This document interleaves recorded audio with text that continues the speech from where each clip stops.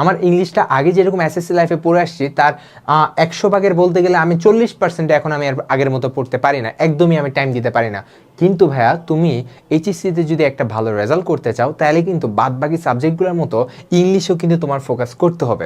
So এই কথাগুলো ভেবেই তোমাদের টাইম যাতে অপচয় না হয়, ইংলিশের পিছনে যাতে তোমাদের বেশি সময় অপচয় না হয় এবং সবচেয়ে বেশি রেজাল্ট যাতে তোমরা পাও, এটাকেই এনশিওর করতে আমরা নিয়ে আসছি আমাদের এইচএসসি 2026-এর জন্য one book to conquer HSC English. প্রথমত যত সিন কম্প্রিহেনশনগুলো আছে সব কিছু মিনিং কিন্তু এখানে দেওয়া আছে। তার পরবর্তীতে তোমরা নিজেদের প্র্যাকটিস করার জন্য এখানে আছে মডেল টেস্ট।